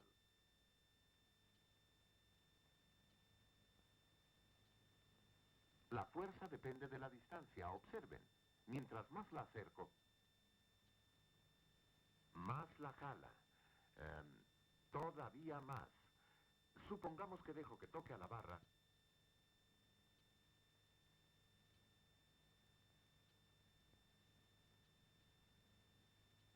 Ahora se repelen y nunca hemos visto una repulsión por la gravedad. Algo más. La fuerza eléctrica se puede ejercer sobre cualquier cosa. Aquí hay un par de objetos diferentes.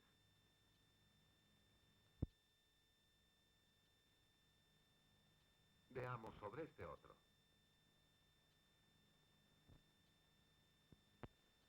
Este otro objeto es sumamente peculiar.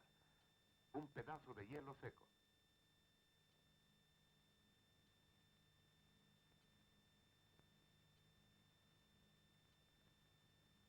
Al igual que la fuerza de gravedad, la fuerza eléctrica actúa a través del vacío. Probémoslo. Aquí tenemos un aparato que ustedes ya vieron en la película sobre la presión de la luz.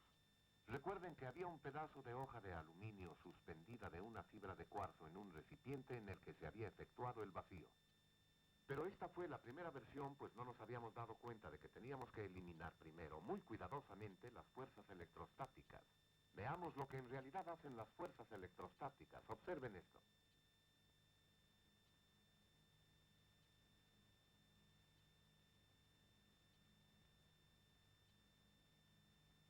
Como ven, la fuerza eléctrica ejerce un impulso a través del vacío.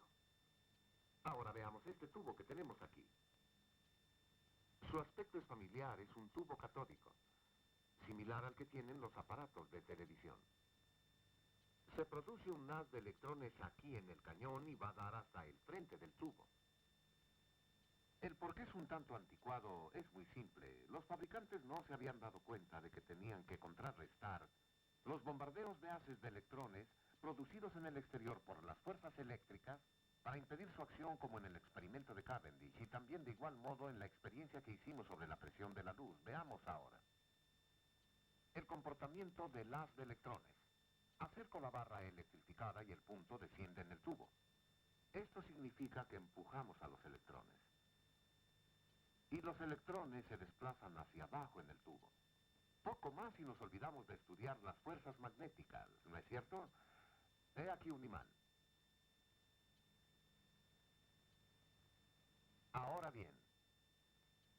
Acerquémoslo al haz de electrones. Así. Cuando bajo el imán, el punto en el tubo se desplaza hacia un lado. Veamos qué pasa cuando invierto el imán. El punto otra vez se desplaza hacia un lado, pero esta vez hacia mí. Mientras que con la barra cargada, cuando la muevo de arriba hacia abajo, el punto se aleja. Llegarán a conocer más adelante en este curso que las fuerzas magnéticas dependen del movimiento de las cargas eléctricas y no solo de la carga. Algo más debo añadir. Cuando el imán se encuentra en una posición muy lejana, la fuerza es pequeña. Pero a medida que se acerca, la fuerza va aumentando.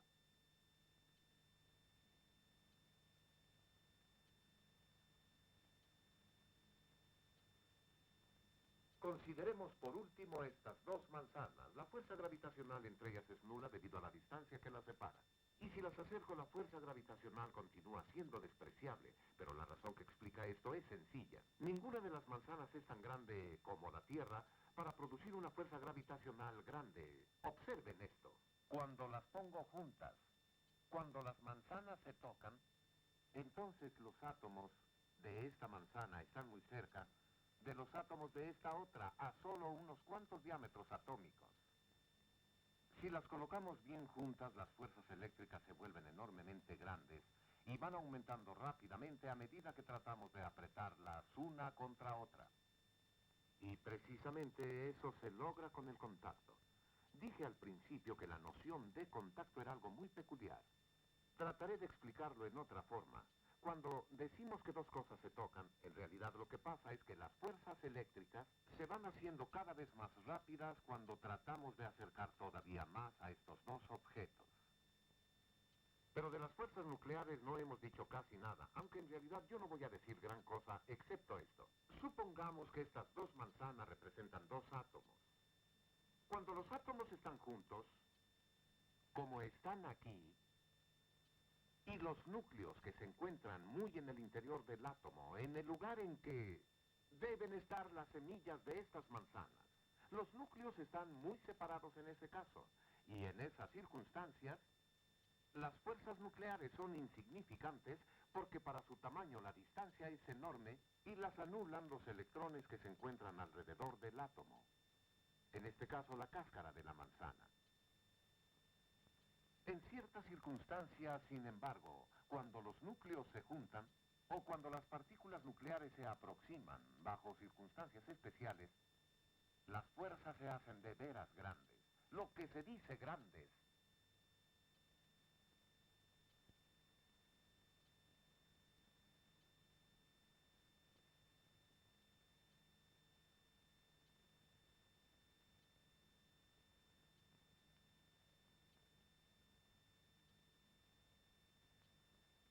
¿Les parece bien a ustedes que demos por terminada aquí la película?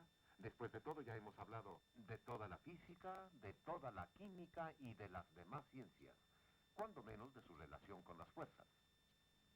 Pero no voy a profundizar.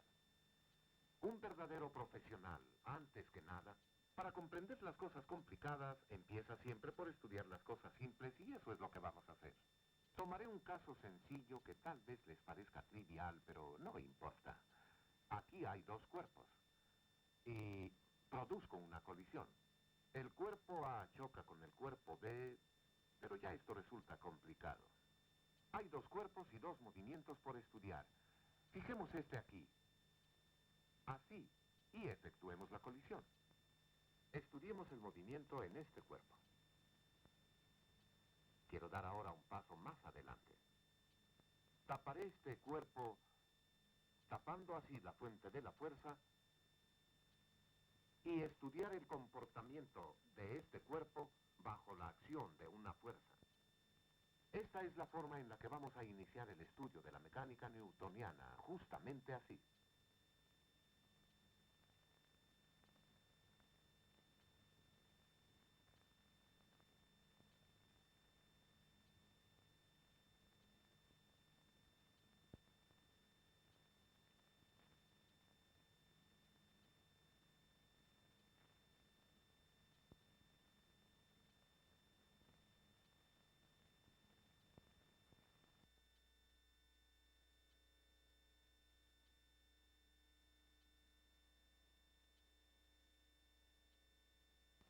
El Comité para el Estudio de las Ciencias Físicas presenta, como parte de su curso de física para escuelas secundarias, fuerzas deflectoras.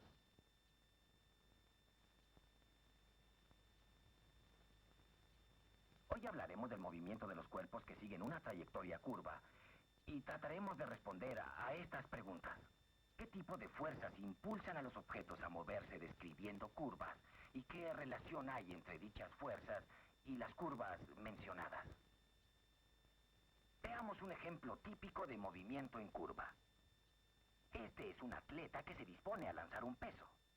Lo hace girar en torno a su cabeza, le imprime velocidad y lo lanza.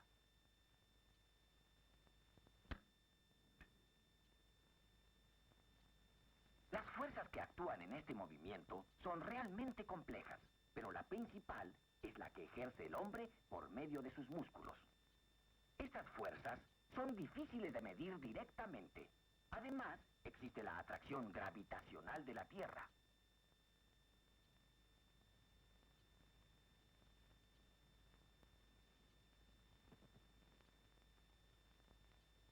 En lugar de analizar este movimiento tan complicado, examinemos un movimiento más simple. Uno que conocemos. Si yo lanzo esta pelota de esta manera, ella describirá una curva que está trazada en el pizarrón. Veámoslo en cámara lenta para observar los detalles.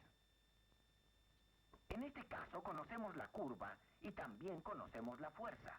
La única fuerza que actúa sobre la bola después de que la suelto es su peso. En cualquier punto de la curva podemos indicar la dirección del movimiento. Es el vector velocidad. Y la fuerza neta que actúa sobre él. En este caso, vertical hacia abajo. La diferencia entre el movimiento curvo y el movimiento rectilíneo estriba en que la fuerza no sigue la dirección del movimiento. Un componente de esta fuerza está en ángulo recto con el movimiento, pero en el movimiento no aparece como línea recta. Esta es la dirección en ángulo recto. El componente de esta fuerza a lo largo de la línea ocasiona que el movimiento describa una curva en vez de una recta. Este componente desvía al cuerpo de su movimiento rectilíneo y da lugar al movimiento curvado y la llamamos fuerza deflectora por causar esta desviación. ¿Qué otro efecto tiene la fuerza deflectora, además de producir la curvatura? ¿Influye en la velocidad que alcanza el cuerpo? Veamos realizar un experimento para investigar este caso en particular y responder a estas dudas. Aquí tenemos un disco libre de fricción con una cuerda y una banda de hule. Puedo ejercer una fuerza sobre el disco tirando de la cuerda. La banda de hule se estirará proporcionalmente a la fuerza ejercida sobre el disco. Al principio del experimento no ejerceré ninguna fuerza sobre él. Entonces se moverá en línea recta. Luego tiraré de él en ángulo recto con el movimiento y luego me detendré. Observen. La trayectoria es recta. Ahora lo jalo manteniendo el jalón en línea recta y me detengo. Lo repetiré variando esta vez la fuerza del tirón, aun cuando las otras condiciones sean las mismas. Empecemos. La porción rectilínea, el tirón brusco, la última parte rectilínea. Lo haremos otra vez para que observen ustedes la diferencia en el tipo de movimiento curvo que tiene lugar cuando tiro con diferente fuerza. Ahora la fuerza será menor. Aquí hay una porción rectilínea. Jalo suavemente siempre en ángulo recto. Ahí está la porción rectilínea restante. Probemos aplicando una fuerza mayor. Recuerden que debo mantener el tirón en ángulo recto con la dirección que el disco sigue a cada instante. Observen que donde ejercí una fuerza mayor, la curva fue más cerrada, más que en el caso en que había poca fuerza, y donde la curva fue también relativamente corta. Hemos tomado una serie de fotos de movimientos símiles a los que acabamos de ver y las hemos montado en este soporte para que sea fácil observarlas. Vean ustedes el conjunto y fijen su atención en los centros de los discos movibles. Vean los intervalos regulares a lo largo de ambos movimientos, que indican siempre una rapidez constante. Si vemos la cuerda y la banda de hule, podemos notar que en esta porción rectilínea no hay fuerza. Aquí vemos una fuerza pequeña, aquí una fuerza mayor y un mayor alargamiento, siempre en ángulo recto con el movimiento. Lo mismo sucede en esta foto. Aquí no hay fuerza, una fuerza mayor en ángulos rectos. Aquí hay una fuerza más intensa. Y por último, no hay ninguna fuerza. Podemos probar fácilmente la constancia de rapidez en las porciones rectilíneas con un par de marcadores. Así. Aquí está la separación de dos fotos sucesivas después de medio segundo. Al final del movimiento, ustedes ven que la separación para cada intervalo es la misma. En el caso de esta curva cerrada, se nos presenta la misma situación. Aquí está la separación entre fotos sucesivas. Esta sigue siendo constante. Al final del movimiento, ustedes ven la misma separación.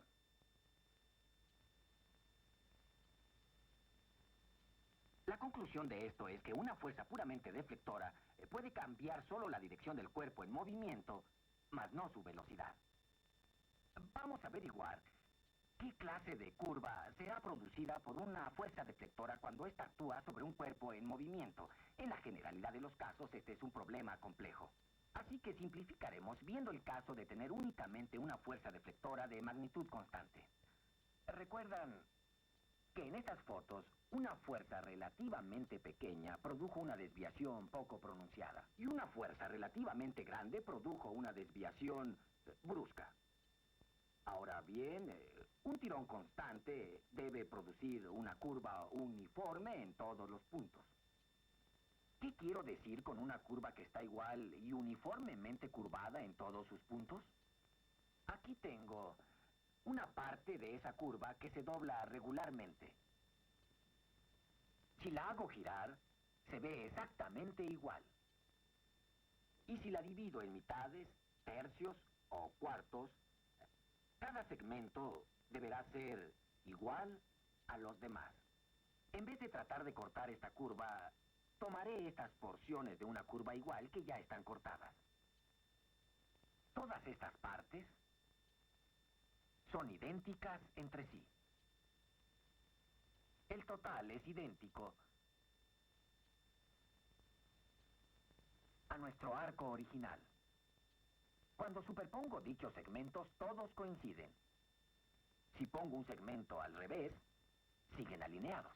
Por lo tanto, probamos que esta parte de la curva está curvada uniformemente. Para averiguar qué clase de curva describirá un cuerpo móvil cuando es jalado por una fuerza deflectora constante, emplearé esta serie de arcos idénticos, cada uno igual al que ya usamos. Como el cuerpo se mueve con velocidad constante, cada uno de ellos representa el mismo intervalo de tiempo. Digamos que es un segundo. Imagínense que el cuerpo empieza a moverse en el borde externo de este arco. Al cabo de un segundo habrá recorrido una distancia como esta. En el siguiente segundo deberá recorrer un arco idéntico. Aquí está. Y una distancia igual. Así que llega a este punto después de 2 segundos. A los 3 segundos, se mueve hasta aquí. Probablemente ya pueden ver el tipo de curva que resultará. Después de 4 segundos, estamos aquí. Transcurridos 5 segundos, llega aquí y vemos con claridad lo que va a ocurrir. He aquí el trayecto recorrido en el segundo siguiente. Y el que sigue.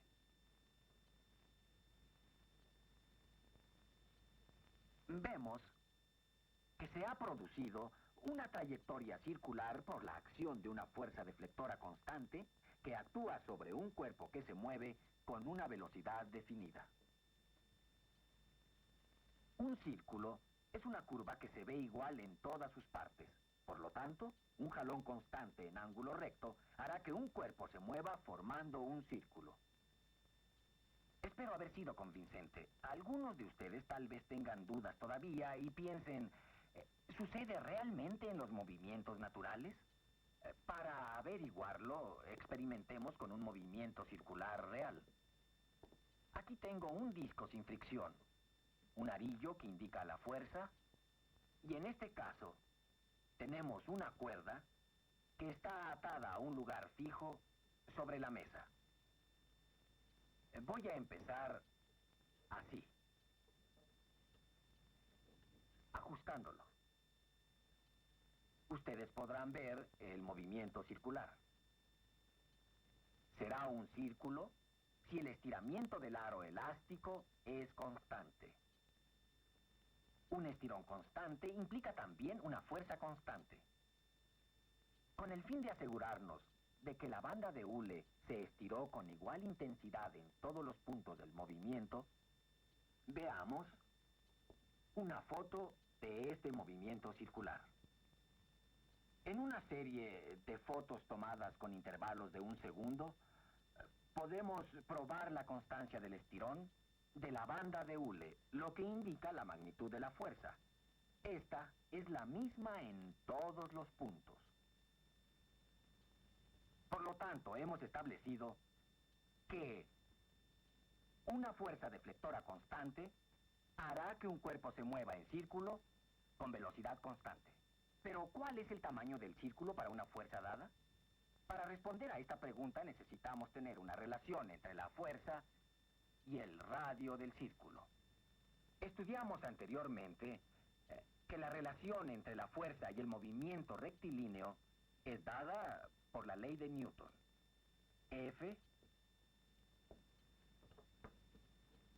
es igual a ma. Al estudiar el movimiento de los proyectiles, aprendimos que esta ley se cumple en forma vectorial. En el movimiento del proyectil, el vector fuerza es igual a la masa por el vector aceleración. Si esta ley vectorial se aplica también a otro tipo de movimientos, como el movimiento circular, nuestro problema consiste en calcular la aceleración A en función del radio del círculo y de la velocidad con la cual se mueve el cuerpo a su alrededor. ¿Cómo calculamos esta aceleración en función de la velocidad y el radio? Voy a mostrarles cómo. Aquí tenemos un cuerpo que puede girar uniformemente en un círculo, como ustedes pueden observar. Situaremos este cuerpo fijando un punto de referencia en el centro del círculo y trazando un vector cuya cola esté en el punto de referencia y su punta en el cuerpo. Este es el vector de posición. Notarán que su longitud es igual al radio del círculo en que gira el cuerpo. Lo marcaré con una R mayúscula.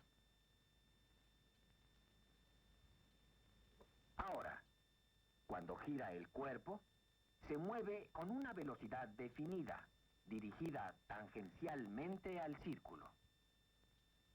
Así, es decir, en ángulo recto con el radio vector. Marcaré con una vela biodental este vector velocidad. Cuando el cuerpo gira, se mueve sobre la circunferencia del círculo. La longitud de esta circunferencia es 2πr.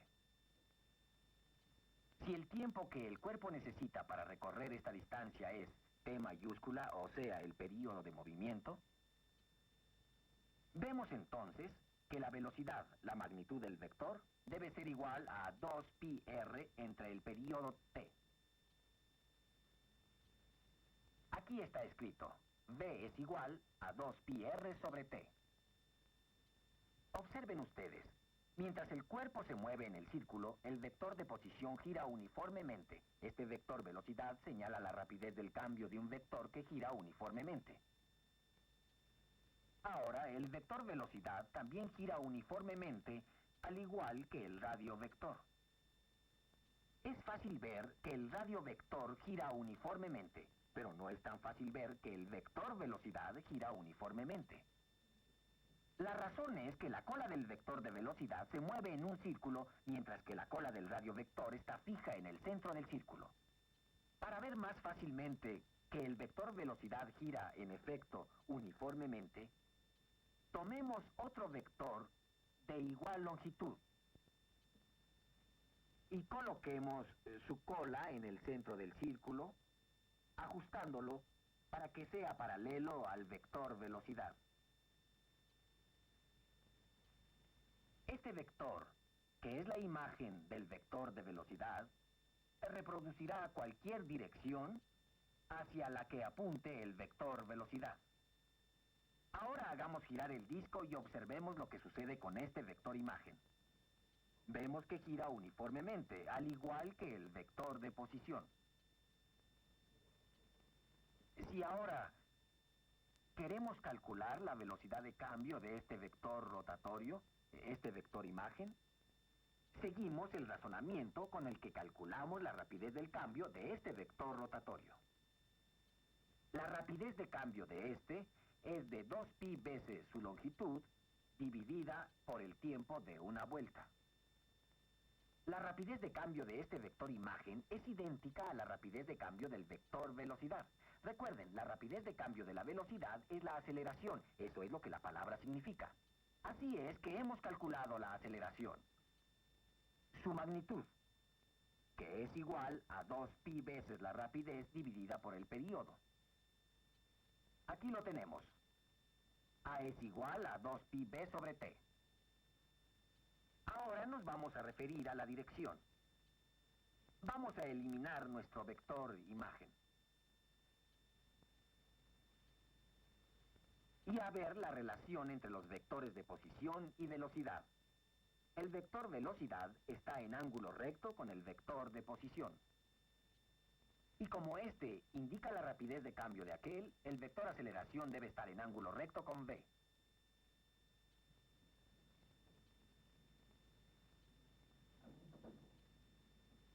Así. Esta no es una aproximación cercana, ya que el vector aceleración queda en un espacio vacío, aun cuando en realidad se refiere a la aceleración de este cuerpo que se mueve en el círculo. Pongamos un vector idéntico con la cola en el cuerpo cuya aceleración representa. Quedará así. Eliminamos nuestro vector de construcción y vemos que el vector aceleración apunta hacia el centro del círculo. Con esto queda completo el análisis y solo nos quedan algunas operaciones aritméticas. Si eliminamos la velocidad entre estas dos ecuaciones, expresando la aceleración en función de elementos que puedan medirse directamente: distancia, radio del círculo, tiempo, periodo de rotación. Este es el resultado. La aceleración es 4pi al cuadrado por el radio del círculo, dividido por el cuadrado del período. Está perfectamente claro. Metros por segundos al cuadrado. Así es como se expresa la aceleración. Es más común expresar la aceleración de un cuerpo que se mueve uniformemente en un círculo con la siguiente relación: v al cuadrado sobre r, que obtenemos eliminando el factor tiempo de estas dos ecuaciones. Bien, ya que hemos obtenido esta expresión, volvamos a nuestra fotografía.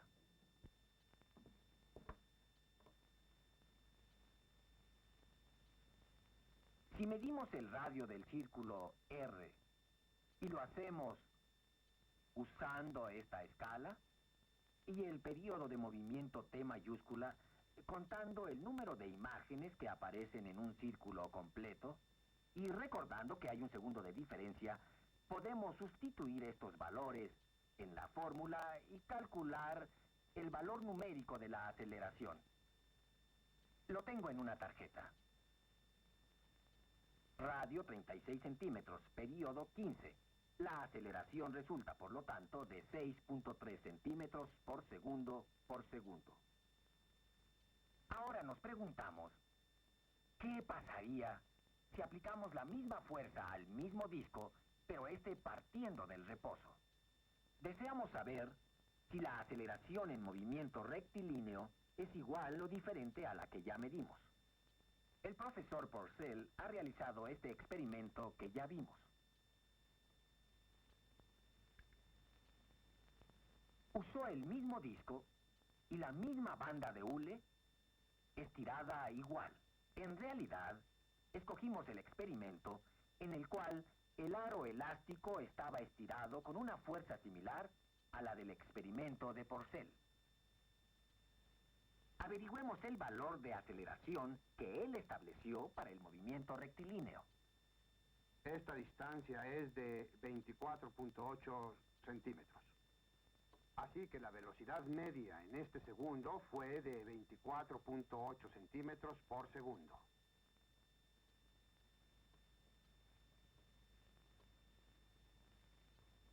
En el siguiente intervalo procederemos en la misma forma, midiendo la distancia recorrida en un segundo. Comparada otra vez con nuestra escala, 30.9.